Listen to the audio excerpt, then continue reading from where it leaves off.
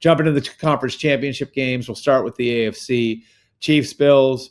Cannot wait for this one. This should be fantastic. It'll be the fourth time that Josh Allen and Patrick Mahomes have met in the postseason. Believe it or not, that is only one short of the amount of times that Tom Brady and Peyton Manning played in the postseason, which is the all-time record of 5. So these guys have a lot of familiarity with each other. Josh Allen is actually 4-1 against Patrick Mahomes in the regular season, but 0-3 against him in the postseason. Of course, we had last year's game in Orchard Park, and then a pair of games at Arrowhead, the 2021 divisional round shootout, and then the 2020 AFC Championship game. For the Bills, getting over the hump here is a big deal. And I would take you back to a conversation I had with Sean McDermott in the training room at Highmark Stadium about a half hour after the game last week. Their win over the Ravens ended.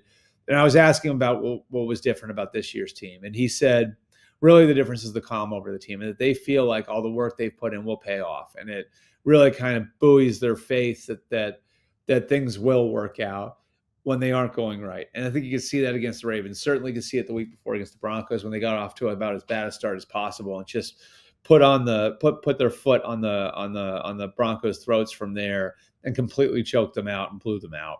So they feel like the mentality of the team is a little bit different this year, and there's a little less antsiness, a little less nervous energy going through the team going into Arrowhead Stadium. Now, as for the Chiefs, I think what's really interesting about where the Chiefs are is that we still have not seen the best version of that team. I think you're seeing glimpses of it. I think you're seeing glimpses of what the vision was for the team over the summer, where you've got Hollywood Brown and Xavier Worthy running downfield and opening up space underneath. I think you're seeing a version of the smart Steve Spagnuolo defense that we all thought it would be, with all of these young veteran players now, your Nick Boltons, your Trent McDuffies, your George Karlaftis coming of age. And now Chris Jones has got his sea legs back underneath him after they were able to get him some rest. So to me, this is Buffalo going in with a little bit of a different mentality, and a Chiefs team still having maybe its best football in front of it. It's going to be a fantastic game. I can't wait to get there. I'm flying out there tomorrow. I picked the Bills to win the game. I don't feel real confident about it. So that, of course, is the marquee matchup of the weekend.